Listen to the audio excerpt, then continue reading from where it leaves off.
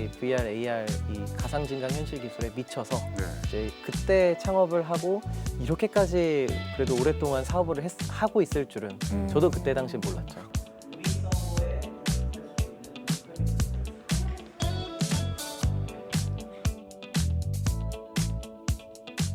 대표님의 그 승승장구가 여전히 진행형이잖아요.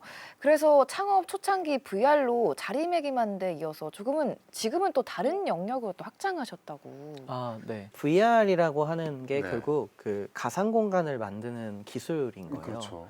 그것들을 하나의 게임 콘텐츠로 만들면 아까 우리 황현 선생님이 말씀하셨던 VR 어떤 예, 저 죄송한데 저 선생님 아니었어요.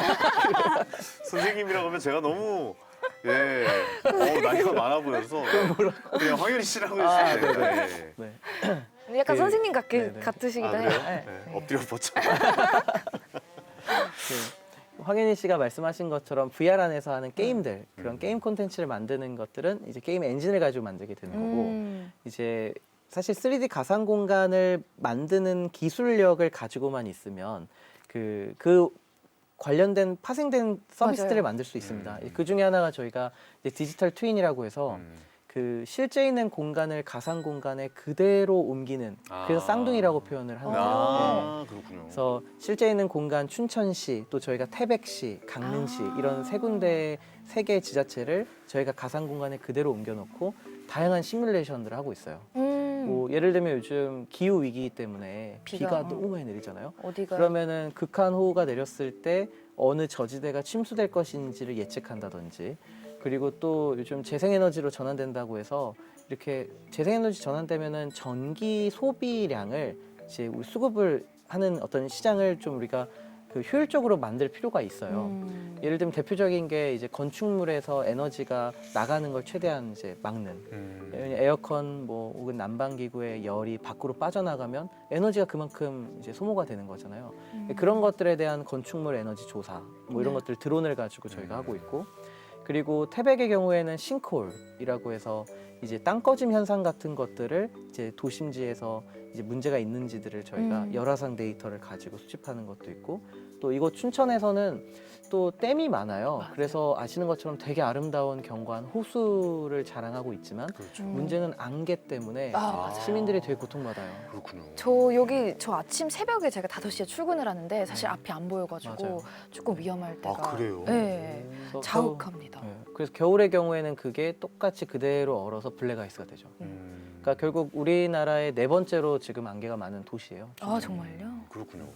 그럼 도시 관제라는가 뭐 도시 에너지라는가 이런 것을 정부 통제하고 뭐 미리 알려주는 네. 위험을 신호를 알려주는 그런 것까지 시스템을 구축해 나가시고 지금 계시는 중이라는 말씀이신 거죠? 네, 그런 것들을 할 때 이제 그 우리가 흔히 얘기하는 그 관제에서 들어가는 어떤 기술적인 그 분석들에는 AI 모듈이 좀 많이 들어가야 되거든요. 그러니까 왜냐하면 강릉에서 저희가 하고 있는 연안 침식에 대한 예측의 경우에는 20년치의 연안 침식 데이터가 있어요. 뭐 파도 값이라든지 얼마나 침식된지에 대한 데이터가 많이 있는데 침식됐죠. 맞아요. 그걸 가지고 저희가 AI 머신러닝을 돌리면 학습을 해서 이제 결과치를 내면 2030년도에는 2010년도에 비해서 20년 만에 거의 해변이 절반이 없어져요. 맞아요. 절반이 없어집니다. 저는 실제로 체감을 했잖아요. 그래서 볼 때마다 그 놀라는데 그렇게 보면 이제 나중에 10년 뒤도 이렇게 알 수 있는 거잖아요. 시뮬레이션을 돌려보면은. 그러니까 보통은 전문가들만 그 데이터를 가지고 있죠. 아. 근데 디지털 트윈이 필요한 이유는 일반 정책 결정자들이나 국민들이 그걸 볼 수 있어야 이게 경각심이 생긴단 말이죠. 그러니까 그런 측면에서 트윈이 필요한 것 같고 디지털 트윈이라는 환경 안에서 이제 다양한 시뮬레이션들을 하는 것들이 결국에는 앞으로 미래 산업이지 않을까 맞아요. 저는 그렇게 생각하고 있습니다. 이게 근데 예측 가능한 분야이긴 합니까? 뭐 예를 들어서 뭐 지진이라든가 무슨 뭐 화산 폭발이라든가 이런 지점들은 예측하기가 사실 쉽지는 않을 것 같다는 생각이 드는데요. 그 예측 기술을 기업에서 개발하는 건 아니고요. 그 예측이 가능한 것들이 수많은 연구팀에서 연구를 한 그 과정들이 있잖아요. 그 과정들을 AI 기술을 활용해서 이제 우리가 어떻게 보면은 형식화를 하는 거죠. 그러니까 다시 말하면 사람이 직접 연구하던 항목에서 그런 연구 기법을 머신러닝 기법이라든지 딥러닝이라든지 AI에 학습시킬 수 있는 그런 모듈을 만들어서 이제 그렇게 나온 결과치를 텍스트로만 보고서 형태로 지워주는 것이 아니라 직접. 그걸 디지털 트윈 환경 안에 표시를 해주는 거죠. 맞아요.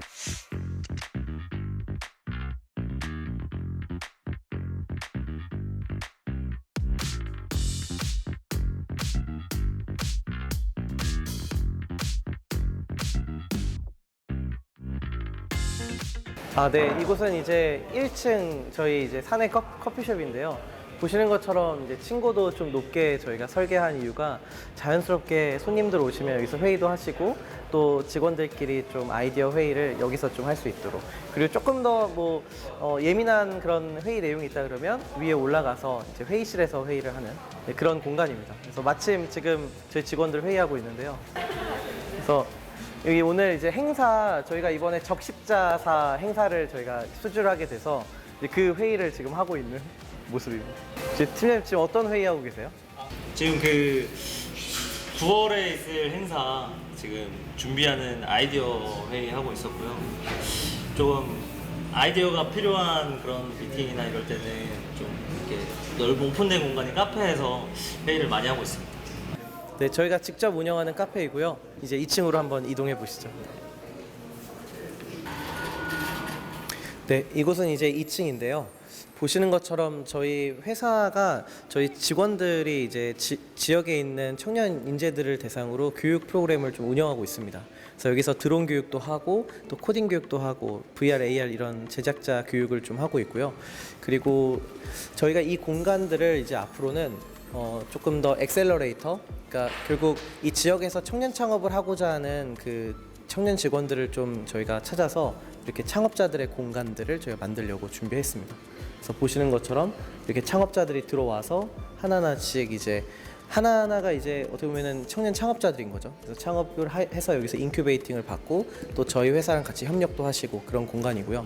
그리고 여기는 이제 중앙 정원을 저희가 따로 이렇게 만들었는데 기본적으로 이제 저희 반려동물이랑 같이 출근할 수 있는 곳이기 때문에 강아지들 뛰어놀 수 있는 공간, 그 이 공간을 통해서 이제 또 사무실로 또 이동할 수 있는 그런 하나의 이제 통으로 구성된 그런 공간입니다.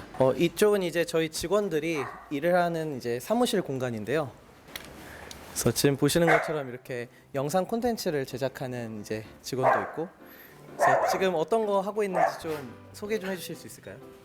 지금 저는 영상 스토리 기획을 하고 있는데 이제 중소기업 토탈 마케팅 사업에 이제 한 티를 판매하는 회사의 영상을 제작해야 돼요. 그래서 이제 AI를 활용해서 내용을 좀 더 보강하고 그다음에 이미지 같은 것도 만들어서 이제 영상 기획서에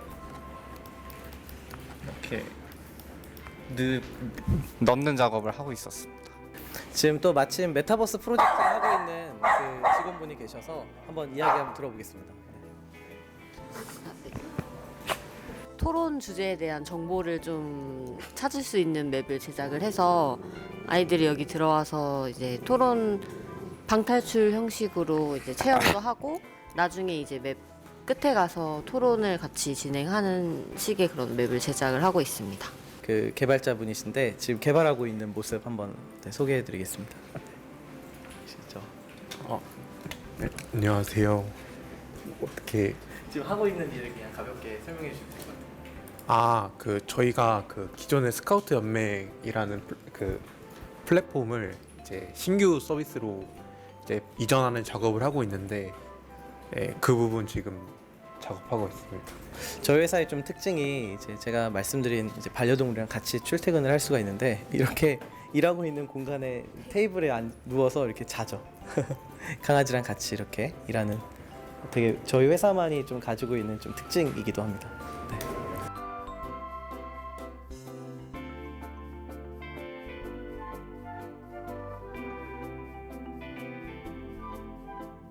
잘 봤습니다. 네. 아니 진짜 기분 좋아지는 영상. 저렇게 보니까 그 집에서 재택근무하는 것 같다는 생각도 들기도 하고 강아지가 있으니까 직원분들 표정을 보면은 대충 알거든요. 네. 근데 직원분들 표정이 되게 편안해 보이신다는 게 화면을 봤을 때 그냥 느껴진다라고 좀 말씀드릴 수 있을 것 같아요. 그러니까 확실히 강아지들을 키우는 견주 직원이든 견주 직원이 아니든 오히려 견주 직원이 아닌 그 직원들이 훨씬 더 만족도가 높은 것 그쵸. 같아요. 예, 실제로 저희 회사가 매년 이제 직원들 만족도 조사 같은 걸 해요. 그 개인 평가하면서. 근데 거기에 회사를 왜 떠나고 싶지 않으신가요?라는 질문에 주관식 질문에 강아지 때문에 그렇다라는 질문이 되게 많아요. 진짜요? 답변이. 네. 반려동물이 하나의 또 저희 회사의 복지 포인트가 되어버린 거죠. 처음에는 그런 의도로 만든 건 아니었는데, 근데 지금까지 회사를 이렇게 운영해 오면서 느끼는 점이 처음부터 뭔가 큰 뜻을 갖고 시작하지 않았다는 게 이제 좀 특이점인 것 같아요. 하다 보니 의미가 생기고 해보니까 또 정착이 되면서 이게 하나의 또 조직 문화로 이어지고 그런 게 저희의 장점인 것 같습니다. 그렇군요. 처음에 뭐 사실 작은 사무실에서부터 시작하셨다고 이야기를 하셨고, 물론 뭐 거의 대부분의 뭐 스타트업이 뭐 스티브 잡스도 뭐 옛날에 주차장에서 차고, 네. 예, 차고에서 시작을 했었고, 이렇게 보니까 사옥을 마련하신 것 같은데 이거 원래 있던 건물을 좀 리모델링하신 거예요? 아예 건축을 그냥 다시 올리신 건가요? 완전히 이제 새로 빈 땅에 건축을 한 아, 거고요. 건축을 하신 거군요. 그러니까 처음에 이제 전 지역에서 스타트업을 하기에 너무 좋다고 이제 제가 홍보 아닌 홍보를 하고 다니거든요. 근데 이제 그 이유가 사실 서울에서 수도권에서 사무실 하나 얻는 게 얼마나 힘들어요. 맞아요. 얼마나 비싸요. 못 얻는다고 봐야죠, 거의. 네. 월세 감당이 안 되죠. 네, 맞습니다. 예. 그러니까 그러다 보니 이제 근데 지역은 또 반면 지역은 처음에 창업을 한다 했을 때 대학의 창업 보육센터가 20평짜리 규모가 한 10몇만 원 정도. 그리고 강원 창조경제혁신센터라고 네. 또 지역마다 창조경제혁신센터들이 있습니다. 근데 그런 곳은 또 무료로 또 들어가서 이제 인큐베이팅을 받을 수 있고요. 이제 그렇게 1년 한 2년 정도 있다가 이제 처음으로 이제 그 팬데믹 상황에서 좋은 이제 저희 입장에서는 좋은 시기를 만나서 이제 춘천에 새로운 사옥을 이제 매입을 하게 되고 이제 거기 있다가 또 직원들이 또 는 거예요. 거기가 한 전체 면적이 한 100평밖에 안 됐거든요.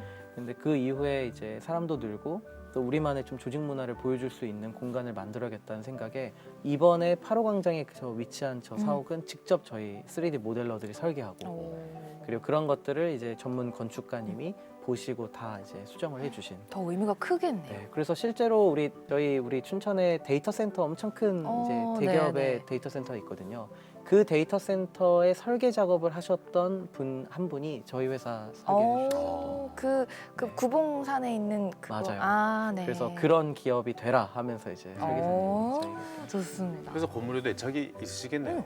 그러니까 이게 저희 직원들끼리 매번 이제 이렇게 같이 모여서 하는 얘기가 처음에 그 정말 단칸방 교수님 연구실만한 되게 작은 공간에서 시작을 해서 이렇게 하나하나씩 성장하는 그 기분이 되게 사람을 좀 미치게 하는 건 있는 것 같아요. 짜릿하시죠? 네, 그러니까 초기 멤버들이 지금 저희 회사에 단 한 명도 안 나갔어요.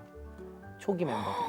그러니까 저는 그게 뭐 이직률 이런 걸 떠나서 결국에는 사람을 미치게 하는 거는 성장을 하는 그 묘미인 것 같아요. 맞아요. 그 성장을 한다는 생각이 들면 절대 사람이 멈출 수가 없잖아요. 근데 제가 아까 말씀드렸던 것처럼 되게 처음부터 무언가 큰 거를 도전해서 성공을 이룬다 하더라도 결국에는 너무 큰 걸 성공해 버렸을 때 그 다음에 또 성공을 만들기가 쉽지가 않잖아요. 그러니까 그런 측면에서 봤을 때 저같이 대학생 청년 창업을 하는 분들이 가져야 될 생각은 아까 말씀드렸던 린 스타트업 정신을 가져서 처음 아주 작은 것부터 차근차근 성장하는 게 되게 오래 갈 수 있는 방법. 그리고 요즘은 또 지속 가능한 성장, 뭐 맞아요. 지속 가능한 기업, 뭐 이런 것들을 되게 중요하게 생각을 하니까 저는 그런 측면에서는 이제 기업을 좀 준비하거나 창업을 하는 분들, 또 심지어 지금 사업을 하고 계시는 분들도 이제 좀 마인드가 많이 바뀌었으면 좋겠어요. 그러니까 이 직원들을 하나의 도구로 보는 것은 이제 과거에 고성장 시대를 겪었던 그런 때의 기업인 것 같고요. 이제는 그 조직 안에서 일을 하는 직원들과의 어떤 상생, 또 같이 공동으로 성장한다는 느낌, 그리고 개인의 성장이 곧 조직의 성장으로 이어진다는 것, 그것이 또 개인에게 또 리워드가 된단 말이죠. 그러니까 그런 기업가 정신이나 뭐 오너십, 리더십을 갖고 있는 분들이 좀 많이 늘어야 된다 봐요. 왜냐하면 요즘 주변에 너무 잘 아시는 것처럼 이 법인 사업자를 해놓고 개인 사업처럼 하는 분들이 되게 많으세요. 그러니까 우리나라가 기업 투자를 참 쉽지 않은 이유가 결국엔 이제 지분 100%로 그 회사를 경영한다는 게 뭐 어떻게 보면 한 사람이 그걸 끌고 가는 것처럼 보일 수는 있지만 결국 기업이 성장을 계속 지속적으로 하려면 그 한두 사람의 능력만으로는 절대 사업이 커질 수 없거든요.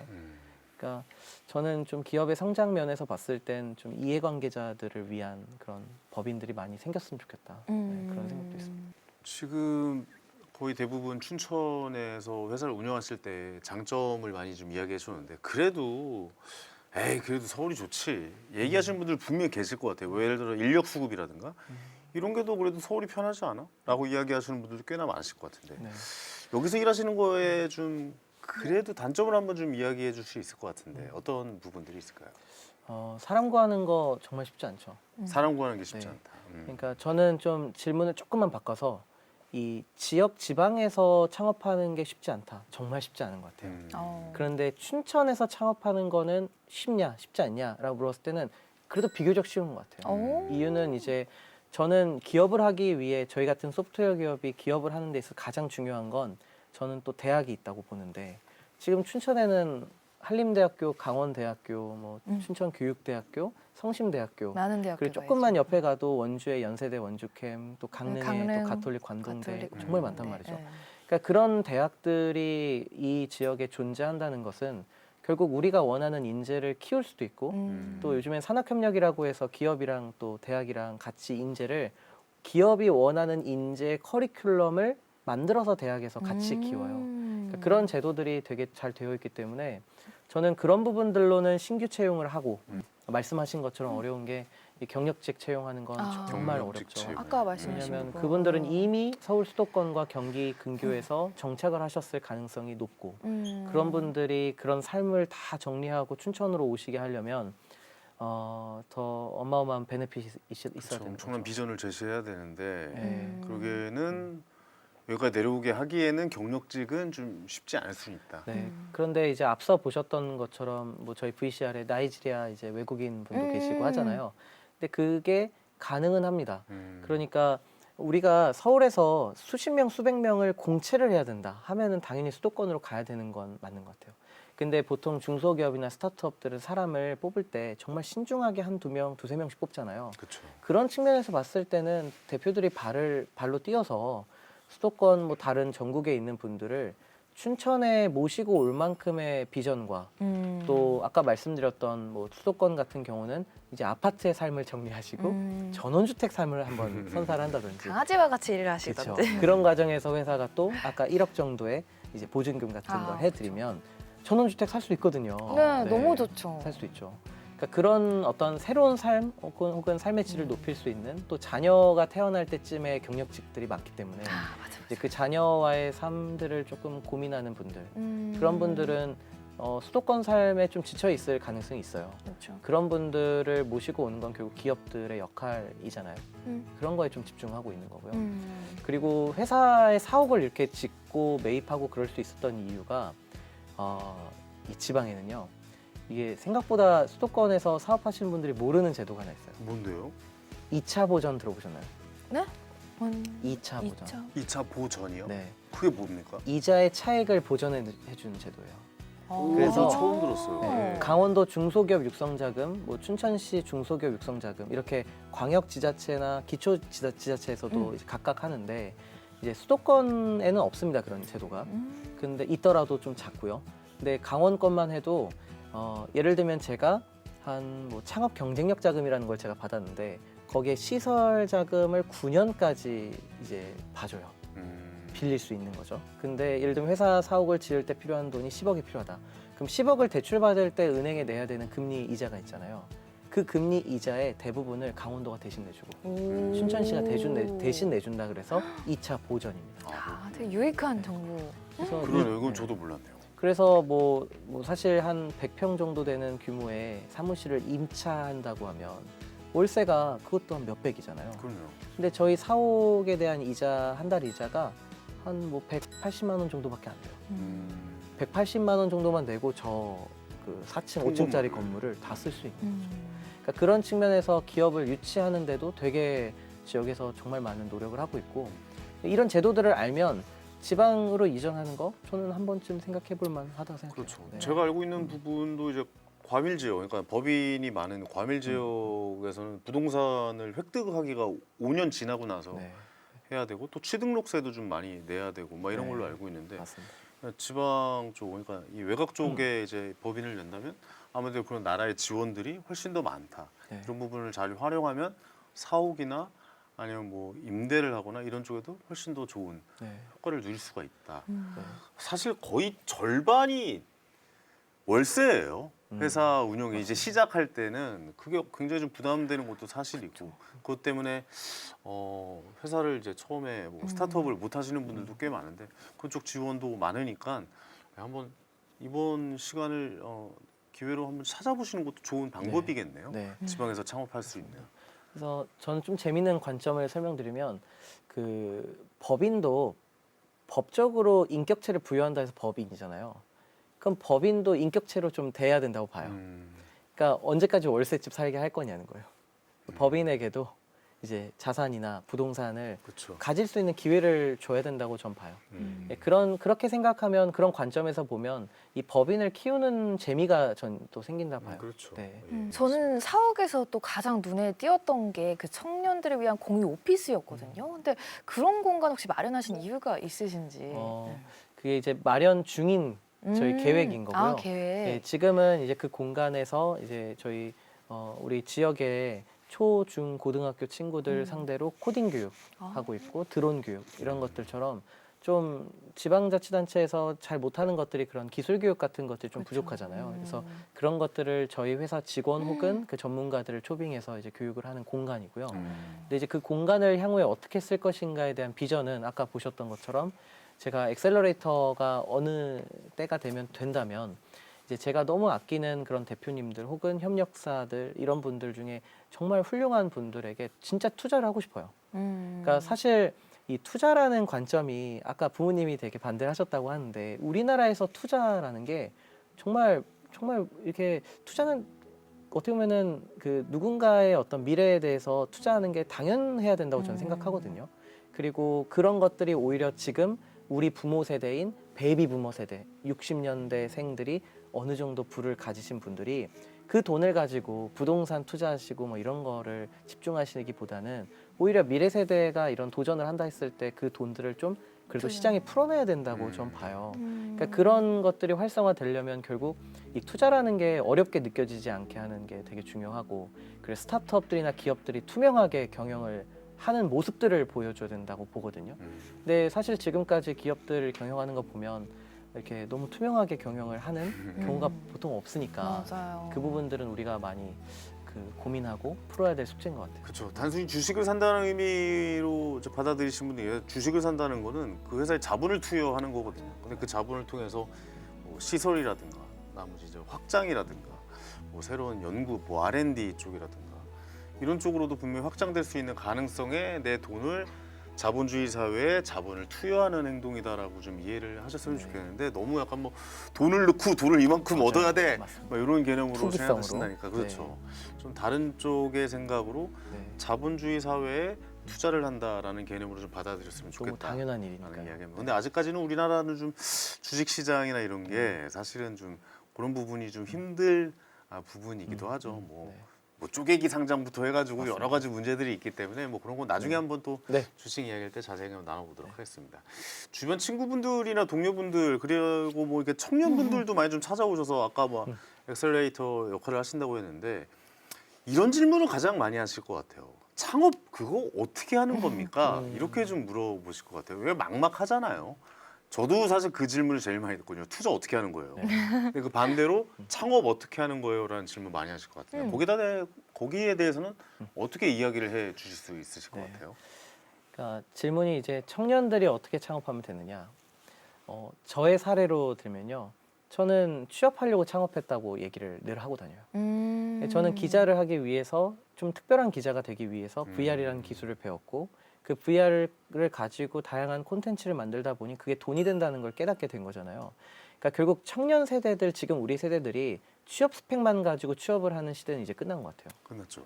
기업들이 아까 말씀드렸던 것처럼 인공지능, AI 이런 것들이 나오면서 이젠 신입 직원들이 어느 정도의 포트폴리오나 우리가 흔히 얘기하는 그런 특별한 어떤 경험 그리고 실제 현직 실무에 투입될 만큼의 어떤 경험이 없으면 신입 직원 잘 안 뽑잖아요.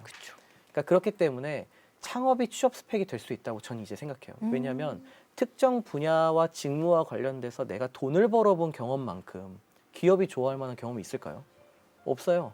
그러니까 요즘에 뭐 어디 영화제에서 대상 받은 친구보다 유튜버를 뽑잖아요. 맞아요. 프로덕션에서. 그렇지 않나요? 그러니까 그렇죠. 그런 것들이 결국 이제 저희 같은 IT 기업도 그런 IT와 관련된 걸로 돈을 벌어본 경험이 있는 친구를 더 선호한다고 생각해요. 그래서 저는 오히려 지금 20대 때 방황하고 있는 대학생들 이런 친구들이 뭐 조금이라도 취업 스펙 쌓아보겠다 공모전 나가고 이러기보다는 지금 당장 요 콘텐츠 쪽으로 내가 나가고 싶다. 그럼 유튜버를 하면 되고요. 개발자들은 깃허브라든지 이런 플랫폼들이 있습니다. 그런 플랫폼에 자기가 솔루션들을 만들고 실제 뭐 우리가 스마트폰 마켓 스토어에다가 이제 그런 애플리케이션을 올려보는 행동들을 해보는 거예요. 그래서 사용자나 이용자들의 어떤 뭐 평가를 받아보는 거죠. 그래서 저는 유튜버들이 정말 대단하다 생각하는 게 조회수를 늘리고 하트를 받고 구독자를 늘리는 그 행위.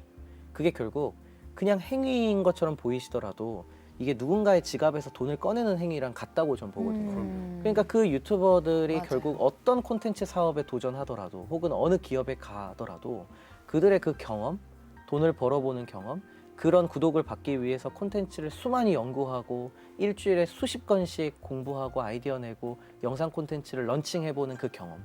그게 사실 기업이 원하는 인재인 거잖아요. 그래서 저는 창업이 취업 스펙이 된다라고 늘 얘기하고 다녀요. 아우 좋은 말씀입니다. 사업이라고 하면 굉장히 좀 우리가 느끼기 거창하고 뭐 엄청난 걸 해야 될 것 같고 막 그런데 이런 작은 뭐 콘텐츠 하나 시작해 보는 것. 그래서 한번 내 손으로 내가 돈을 한번 벌어보는 것. 그게 사업의 시작이다라고 말씀해 주시는 것 같아서 누구에게나 적용될 수 있는 일이 아닐까라는 생각이 좀 들기도 하네요. 그리고 VR이랑 AR, 메타버스 이런 게 기술이 점점 바뀌잖아요. 대표님이 생각하시는 방향은 또 어떻게 되는지. 네. 우리는 이 방향으로 간다. 혹시 이런 게 있을까요? 아니 왜냐면 사실 이 AR, VR, 메타버스가 사실 2020년 이후로 엄청나게 뭐 주식 시장에서 성장했다가 사실 없어진 단어이기도 하거든요. 맞아요. 앞으로의 전망을 어떻게 보시는가지 뭐 저는 이것까지도 좀 궁금해요. 그러니까 전망을 어떻게 제가 말씀하신 대로. 그러니까 지금 저희는 매년 창업한다는 느낌이 들 정도로 내부에서는 되게 치열하거든요. 왜냐하면 저희가 기술 트렌드에 너무 민감한 기술들을 지금 도전하고 있는 거예요. 그러니까 처음에는 우리 2010년도 초반 유비쿼서스라는 얘기가 그렇죠. 있었고요. 그 이후에 이제 뭐 미디어 아트에 그 당시 뭐 IoT 뭐 이런 얘기 나오다가 갑자기 VR, AR 이런 메타버스, 뭐 디지털 NFT. 트윈, NFT 예. 이런 블록체인 이런 것들이 블록체인, 나오더니 그때 투자했던 사람들이 이제 GPU 같은 게 결국 AI로 다 넘어가면서 챗GPT가 나오면서 챗GPT 나오고. 다 그쪽으로 넘어갔죠. 맞죠? AI로. 네, AI로 다 넘어왔죠. 그 지금 VR 쪽에 완전 준 네. 이야기가 안 나오고 있는 상태이긴 그렇잖아요. 하거든요. 근데 실제로 그거에 올인하던 기업들은 다 망했어요. 말씀하신 것처럼. 그런데 저는 메타버스나 VR, AR 그리고 AI는 요소 기술이라고 봐요. 예를 들면 지금 부동산 모델하우스 보시는 거 VR로 보고 계시지 않으세요? 아 있어요. 예 맞아요. 네, 새로 나온 아파트 분양 뭐 이런 거 있다. 그 홈페이지 들어가서 VR로 그 뭐 맞아요. 예를 몇 평 A, B, C 해가지고 VR로 다 봅니다. 그 새로 처음에 초행길 가실 때 그 지도 앱이나 이런 데 들어가서 그 저 로드맵. 로드뷰 이런 거 보시죠. 로드뮤. 그런 거 다 VR, AR입니다. 그러니까 제가 드리고 싶은 아 이야기는 그러니까 이게 굳이 그 기계를 이용하지 않아도 이런 콘텐츠 맞습니다. 자체가 VR이다라고 생각을 그렇죠. 하시는 거예요. 왜냐하면 메타버스라고 하는 큰 그 분야에 VR과 AR 이런 기술이 있는 것이고 그 VR, AR로 확장된 것은 익스텐션 리얼리티라 해서 XR이라고 표현하는 거고 맞아요. 그걸 또 혼합한 것들은 믹스드 리얼리티라 해서 MR이라고 또 부르는 겁니다. 근데 그걸 VR 헤드셋을 낀다고 해서 AR 글래스 요즘에 또 핫하죠. 그런 기기들은 하드웨어잖아요. 이 하드웨어는 대기업들이 하드웨어 기기를 만들어내야만 스토어나 어떤 시장이 소프트웨어 시장이 열리는 것 뿐이고요. 그걸 요소 기술로 가지고 있는 것들은 결국 아까 말씀드렸던 VR, AR의 가상 공간과 그것들을 실감 몰입감 콘텐츠로 만들 수 있는 기술력 그리고 그런 것들이 똑같이 디지털 트윈으로 해서 실제 있는 공간을 가상 공간으로 옮기는 것들 거기에 시뮬레이션하는 요소 모듈들이 붙는 과정에 AI가 또 붙고 그러니까 결국 이 메타버스 VR, AR이 어떻게 갈 것이냐 결국 그게 요소 기술이기 때문에 그런 기술을 가지고 이종 산업에서 다양한 시도들을 하고 있는 기업들이 살아남는 거예요. 저희 같은 경우는 메타버스라는 기술을 마이스 산업에 맞춰서 가상전시, 가상박람회라는 걸로 한번 풀었던 거고 그 최근에는 디지털 트윈이라 해서 AI 기술을 도입해서 이제 국민 안전과 관련된 싱크홀 조사라든지 연안 침식 이런 조사들을 하는 것 또한 싱크홀 조사도. 예. 그러니까 결국 요소 기술들을 활용해서 어떤 서비스를 만들어내느냐가 중요해요. 그래서 이제 또 몇 년 지나면 AI라는 말이 너무 당연해서 AI라는 단어가 시장에서 사라질 수도 있습니다. 지금 메타버스나 VR, AR, 뭐 최근 IoT 이런 것들도 지금 로봇 청소기 없는 집이 있나요? 솔직히. 그렇죠. 그러니까 그런 거- IoT는 생활화됐죠. 그렇죠. 이제는. 그렇게 AI나 메타버스, VR, AR도 이제 요소 기술로 녹아들기 때문에 이제는 어떤 기술을 활용하느냐가 아니라 그 기술들을 조합해서 어떤 생활 서비스를 속에. 만드느냐, 그리고 사람들의 삶에 그냥 녹아들면서 들어가는 어떤 그런 서비스를 만드는 제품을 만드는 기업이 잘 될 거라 봐요. 그래서 이제 뭐 메타버스 주, AI 주 이런 식으로 주식 투자하는 건 경계가 없어졌군요. 네, 경계가 저는 허물어졌다고 봅니다. 알겠습니다. 다소 어려워하시는 분들이 있을 것 같아서 저희가 또 회사에 가서 요즘에는 어떤 일을 하고 계신지, 과연 미래에는 어떤 일들을 좀 제시해 주실지 영상으로 좀 담아봤습니다. 화면 보시고 다시 이야기 나눠보시죠. 그 다음은 이제 저희 연구소인데요. 이제 저희가 하고 있는 이제 프로젝트 중에서 이제 도시 안전 관리나 이런 부분들을 책임지는 이제 그런 연구소라고 봐주시면 되겠고, 보시는 것처럼 저희가 드론이나 직접 이런 부분들도 제조하고 있어서 되게 특이한 이제 그런 곳입니다. 그래서 한번 이사님 좀 지금 하시는 일 좀 소개 좀 해주실 수 있을까요? 네. 지역의 현황 문제에 대해서 뭐 춘천시면은 블랙아이스, 태백시면 싱크홀 등에 관련해서 저희가 AI와 그리고 디지털 트윈을 통해서 사회 현안 문제를 해결하는 그런 솔루션들을 연구소에 주로 제작을 하고 있습니다. 그래서 지금도 현재 이제 싱크홀 부분을 어떻게 뭔가 추정할 수 있는지에 대한 솔루션 개발, 그리고 태백시 같은 경우에는 이제 특정한 노선도에 대한 이제 도로를 전체로 디지털 트윈화를 해서 얼리얼 엔진으로 구축하는 그런 업무를 지금 연구소에서는 담당을 하고 있습니다. 다음은 저희 회사에 저희 나이지리아 출신의 도가라님이 있는데요. 그 지금 하고 있는 일 좀 한번 설명 받겠습니다. 안녕하세요. 저는 도가라라고 합니다. 지금 현재 하고 있는 일은 일단 저희 그 싱크홀 프로젝트 안에서 그 다른 쪽에서 데이터를 받아와 가지고 우리 디지털 트윈 쪽으로 일단 보내는 그 프로그래밍 작업은 하고 있고, 그리고 여기서는 우리 그 드론 덕 조정할 수 있는 그 조정기인데요. 저희가 내부적으로 저희의 그 드론 GCS 만들려고 하고 있어가지고, 그래서 지금 그 API 다운 받아와가지고 여기 이렇게 연동 테스트 하는 중입니다.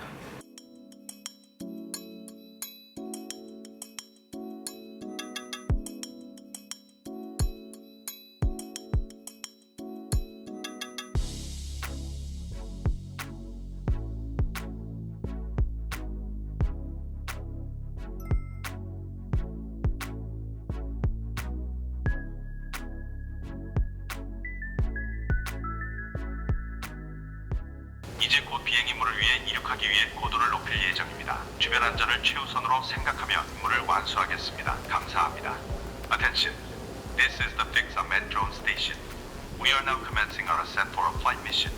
The safety of our surroundings is our highest priority as we work to complete our objectives. 도시의 어떤 그 열선 문제를 해결하기 위한 에너지 효율을 재기 위해서 열화상 드론을 이용해가지고 도시인지의 히트맵을 만드는 거거든요. 그래서 이 드론이 이 경로를 통해서 비행을 하게 되면 어떤 데이터가 나오냐면 이제 시각적으로 이제 이런 데이터가 나오게 됩니다. 이게 바로 이제 그 열화상 지도인데, 색깔을 보면 약간 그 노란색에 가까울수록 온도가 상당히 높은 걸로 나오거든요. 그래서 그거를 딱 누르게 되면 평균 최대 온도가 69도에서 70도 이상 높습니다. 그게 바로 이런 열화상 드론을 이용해 가지고 지붕의 온도를 재가지고 아무래도 지붕의 온도가 높으면 그만큼 이제 그 냉방 비용이 많이 드니까 그만큼 전기나 이런 것도 많이 쓰기 때문에 에너지 효율 면에서 좀 떨어지겠죠. 그리고 그와 반대로 이렇게 어두운 색깔은 그만큼 온도가 낮기 때문에 그만큼 냉방을 하는 데 있어서 전기가 좀 적게 사용하니까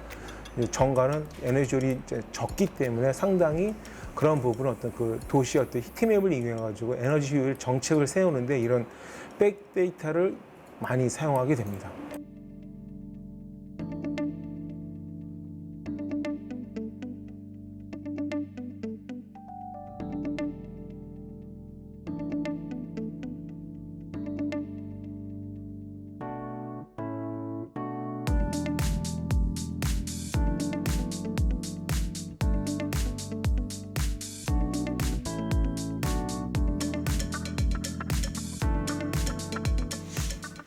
저렇게 도시를 제 3D 3차원으로 춘천시를 저렇게 다 만들어서 다양한 시뮬레이션을 저 안에 우리가 할수 있고. 보는 그런 위성 약간 사진.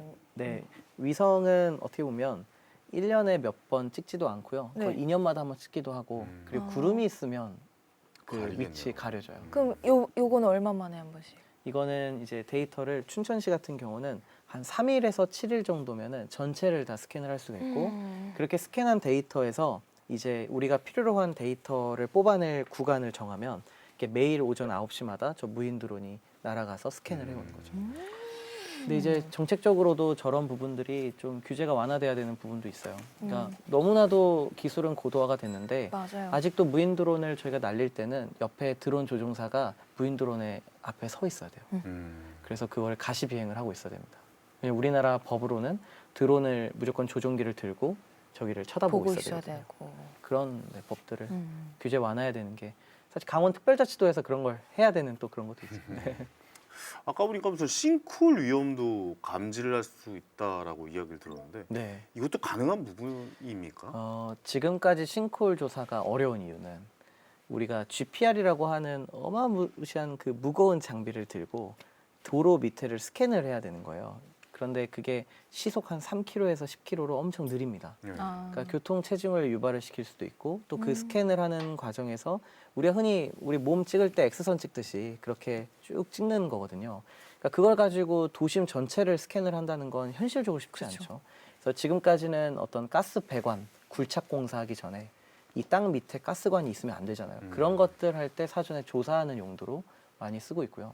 근데 지금 저희가 하는 이 열화상 데이터를 기반으로 싱크홀 조사하는 건 드론을 가지고 열화상 데이터를 쭉 찍으면 이게 보통 지하에서 차가운 바람이 올라오는 하수구 부분은 온도차가 발생을 하죠. 그러네요. 그런데 똑같은 아스팔트인데 똑같은 보도블럭인데 온도가 다르면 그건 약간 의심되는 거죠. 그 밑에 차가운 상수도관이 터져서 그 무언가가 물이 있어. 뭔가 이렇게 나오면서 집안이 연약되면서 보통 싱크홀이 생긴 이유가 그쵸. 상수도관이 이렇게 터지거나 터져서. 지하수가 흘러나오면서 이제 터지는 네. 거거든요.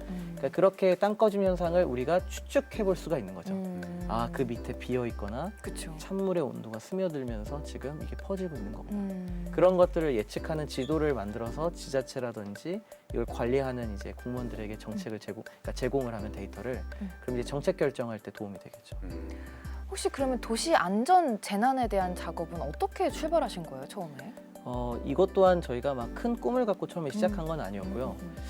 저희가 이제 가지고 있는 어떤 기술 요소들이 아까 메타버스라든지 가상 이런 공간을 모델링하는 기술력이 있었던 거죠. 근데 그걸 가지고 조금 더 이제 부가가치 높은 사업들을 하고 싶었어요. 그러니까 저희 회사를 이제 밖에서 바라볼 때 코로나19 끝나니까 메타버스 한물 갖고 이 회사 이제 망하는 거 아니야? 라는 이제 의심을 되게 많이 하셨는데 근데 이제 그때 저희가 그 전에 그 3D 인력들과 그 부서들을 이렇게 보통 회사 같았으면 정리를 했을 것 같아요. 근데 저희는 이 부서를 그대로 기업부설 연구소를 만들어서 연구 R&D를 할 수 있는 직원들로 이제 다 바꾸게 되고 거기 아까 보셨던 나이지리아의 이제 우리 도가라님이라든지 또 드론 아까 잠깐 나오셔서 이제 3D에 대해서 얘기해 주셨던 그분은 이 강원도 지역에서 드론과 관련돼서 거의 수십 년을 일했던 대표님이세요. 그런 분들이 합류하게 되면서 이제 데이터를 수집하고 그것들을 이제 모델링해서 이제 디지털 트윈으로 만드는 이제 그런 사업들을 할 수 있게 된 거예요. 그래서 아까 보셨던 그 춘천, 태백 뭐 이런 사업들 있잖아요. 이게 저희가 오로지 저희 투자가 아니고요. 또 아까 말씀드렸던 것처럼 다 정부에서 그런 국민 안전과 관련된 의미 있는 그런 사업이라면 또 정부 지원금이 나옵니다. 지원금을 통해서. R&D 지원금을 받아서 과학기술정보통신부, 뭐 강원도의 강원정보문화산업진흥원 이런 곳과 함께 이제 태백시의 싱크홀지도 만들고 춘천의 안개나 블랙아이스를 또 이제 식별해내는 이제 그런 기술력들을 공동으로 개발하고 있다고 보시면 될 것 같아요. 지금 현재 개발 중인 이 기술이 싱크홀과 더불어서 또 어떤 분야에 활용할 수 있을지 그게 진짜 궁금하더라고요. 네, 그러니까 결국 도시를 스캔한다는 거는요.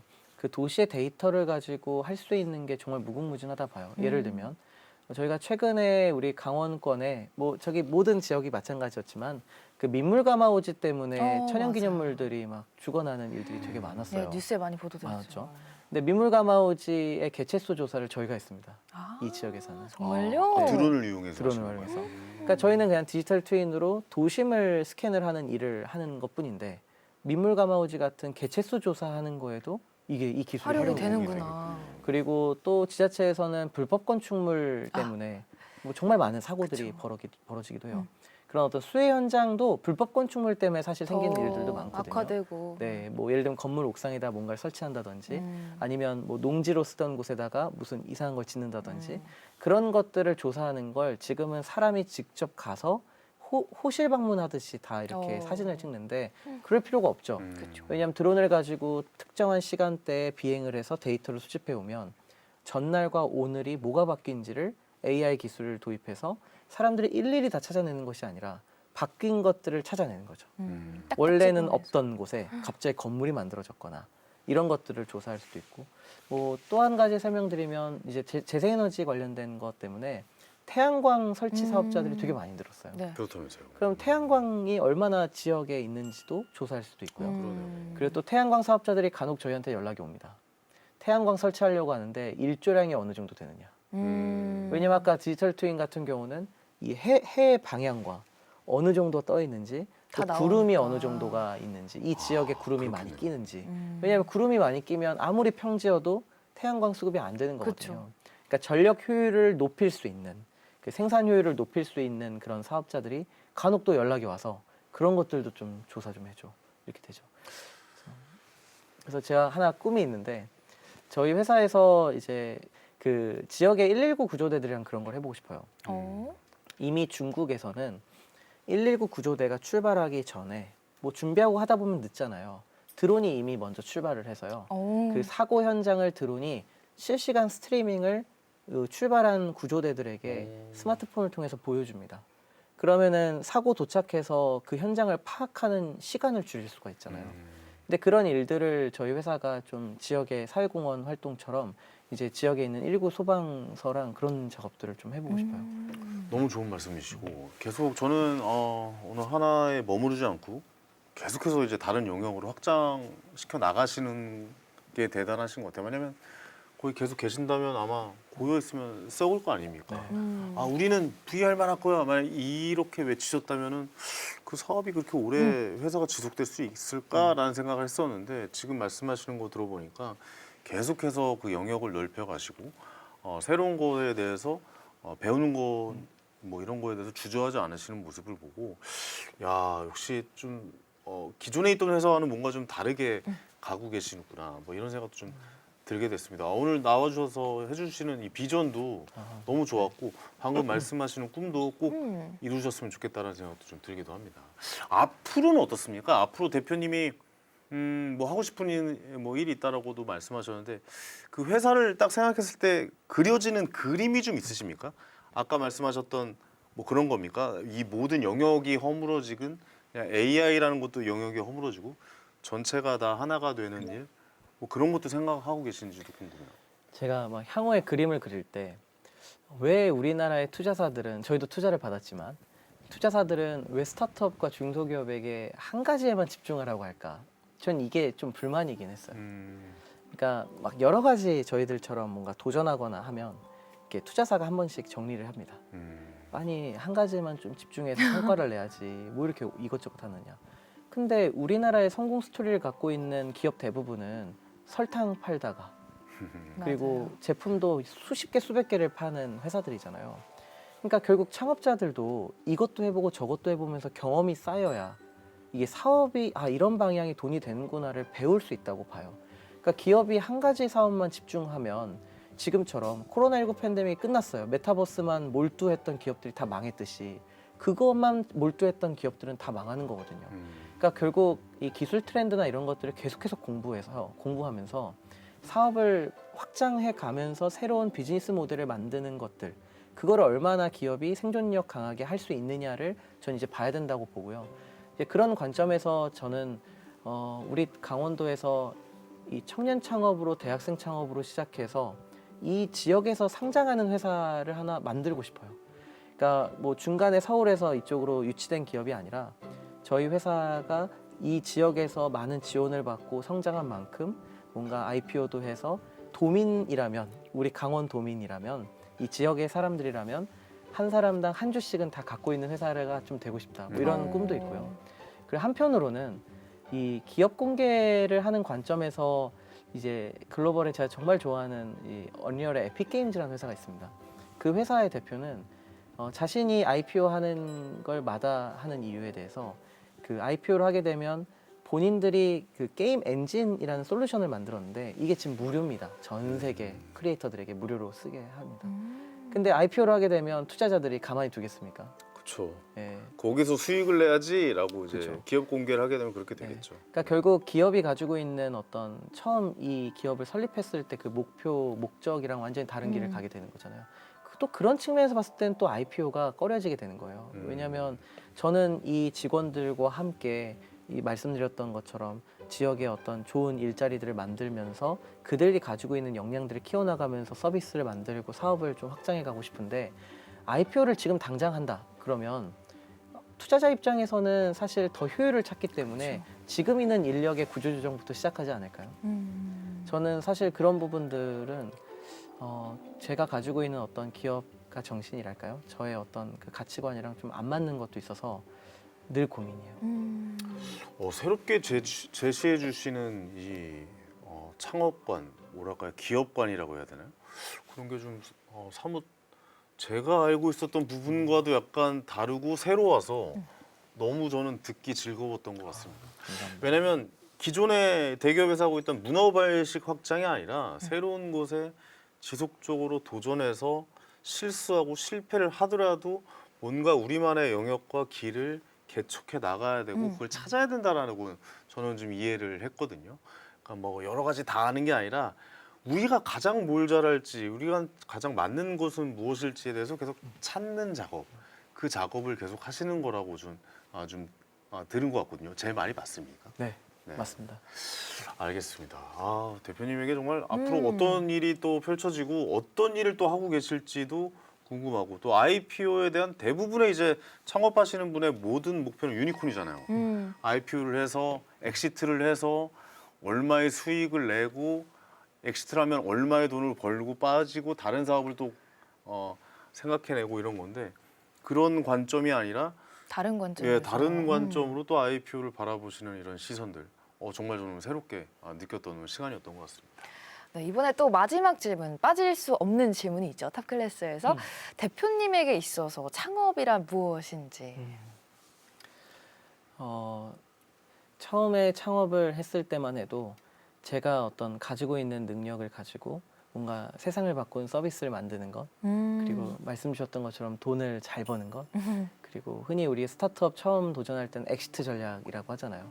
그런 전략을 꿈꿔왔다면 사업을 하면서 저의 어떤 창업의 마인드가 좀 바뀌었던 것 같아요. 그러니까 결국 이 창업을 하고 기업을 운영한다는 건 거기 있는 조직원들의 가족들뿐만 아니라 그들의 삶이 다 녹아들어서 만들어지는 게 조직이잖아요. 그래서 전 창업이라는 것, 기업이라는 것, 그것들을 이제 하는 과정에서 좀 그런 가치관과 생각들이 많이 바뀌었던 것 같고요. 그런 게 오늘 보셨던 그런 복지 혜택과 복리후생 이런 것들로 좀 녹아들 것 같고 앞으로도 그 마음은 변치 않고 싶어요. 그러니까 사람을 도구로 보는 것이 아니라 그 언제나 늘 같이 일하는 이제 동료들로 좀 인식하고 이 회사가 그 사람들의 하나의 또 그 삶의 일부잖아요. 그러니까 그런 삶의 일부 속에서 일을 하는 게 즐겁다는, 그러니까 회사를 다니는 게 즐거운. 그러니까 우리가 워라벨 이렇게 나눈다고 표현을 하는데 사실 삶과 일은 사실 나눌 수 없다고 저는 생각이 좀 들어요. 그렇다면 일을 하는 공간도 즐겁고 일도 재밌으면 더 좋지 않을까? 그런 생각을 갖고 이 창업이라는 것은 결국 사람들의 모든 이제 우리 조직원들의 삶이 녹아들어 있는 그런 일들을 시작하는 것, 그런 일을 시작하는 거기 때문에 저희 청년들이 이런 아름다운 일에 도전을 더 많이 하셨으면 좋겠고 그리고 그런 일들을 너무 어렵게 생각하지 말고 자기 일자리 찾듯이 창업을 해봤으면 좋겠어요. 그러다가 창업을 중간에 그만둬도 누구도 손해보는 거 아니거든요. 취업 스펙이 되고. 그런데 이제 창업을 하고 몇 년이 지나서 직원들이 늘어났을 땐 그만두기가 어렵잖아요. 그래서 그때까지 열심히 도전을 한번 해보셨으면 좋겠다라는 말씀드리고 싶습니다. 알겠습니다.